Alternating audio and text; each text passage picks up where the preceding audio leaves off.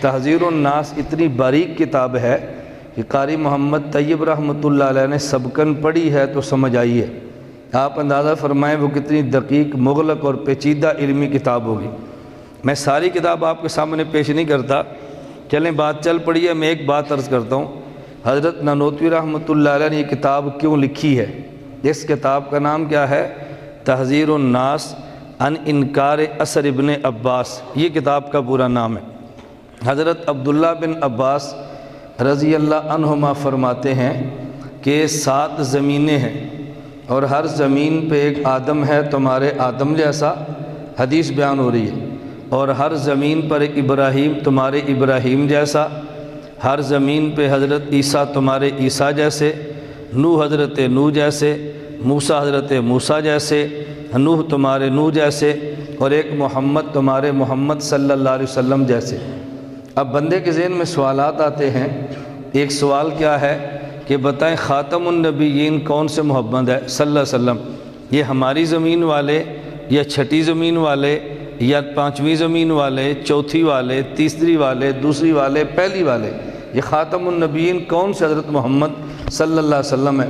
تو بعض لوگوں نے حدیث کا انکار کر دیا، ہم مانتے ہی نہیں ہیں۔ کیوں؟ اس کا جواب نہیں بنا۔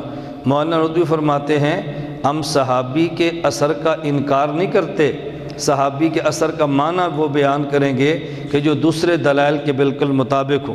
اس سوال کا جواب دینے کے لیے مولانا قاسم نانوتوی رحمۃ اللہ علیہ نے پوری کتاب لکھی ہے تحذیر الناس عن انکار اثر ابن عباس، اور بڑی دلچسپ اور مدلل کتاب ہے جو پڑھنے والی ہے۔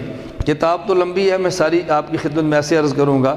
اس دفعہ جب چناب نگر 15 روزہ ختم نبوت کانفرنس تھی تو میں نے ان طلباء کے سامنے جو ختم نبوت کا کورس کرنے کے لیے آئے تھے اسی تحذیر الناس کا خلاصہ 1 گھنٹے میں بیان کیا کہ تحذیر الناس میں ہے کیا۔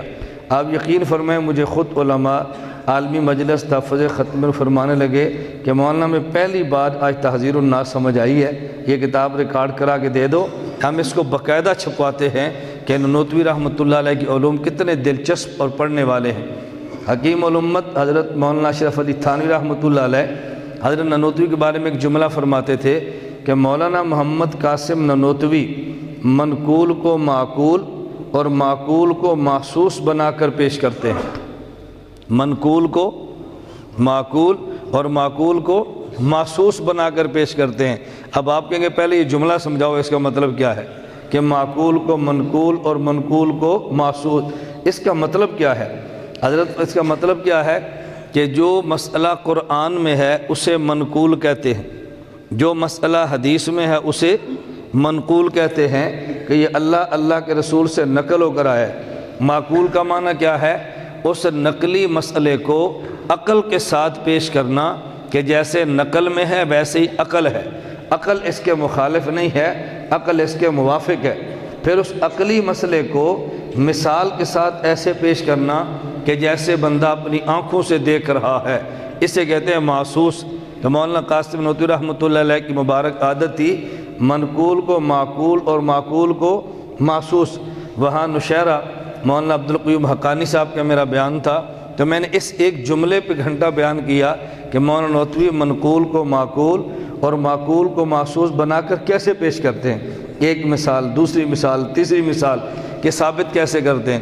چلو اسی حدیث سے آپ کو اندازہ ہو جائے گا کہ مولانا کیسے ثابت کرتے ہیں۔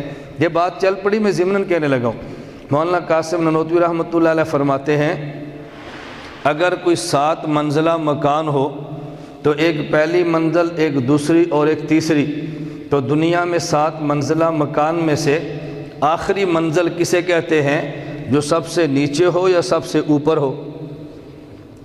بتاؤ بھئی 7ویں منزل کسے کہتے ہیں؟ سب سے نیچے والی کو، سب سے اوپر والی کو؟ پتہ چلا جو سب سے اوپر ہے اس کو سب سے آخری منزل کہتے ہیں، پہلی منزل کو آخری نہیں کہتے، آخری منزل کو آخری کہتے ہیں۔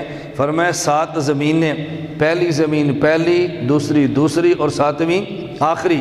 تو اس حدیث کا ہم انکار نہیں کرتے ہم اگر ہر زمین پر ایک محمد مان بھی لیں تو ہمارے محمد وہ ہیں جو اس ساتویں زمین پر ہے، وہ آخری ہے۔ جب یہ زمین آخر ہے، اس زمین پر محمد بھی آخری ہوگا، تو حضور اگر ساتویں زمین پر نبی بن کر آئے ہیں تو پھر آخری نبی یہی پر ہیں، چھٹی والا چھٹا ہے، ساتویں والا آخری ہے۔ تو اشکال تو یہ تھا آخری کون ہوگا؟ فرمایا عقل بھی بتاتی ہے آخری نبی ہمارے محمد ہیں صلی اللہ علیہ وسلم۔ اب دیکھو عقلی اور ایسی مثال پیش کی ہے کہ بندے کو الجھن پیدا نہیں ہوتی۔ مولانا قاسم نانوتوی ایسے مسئلہ سمجھاتے ہیں کہ بندہ اشش کر اٹھتا ہے، حضرت نانوتوی نے کیسے بات سمجھائی ہے۔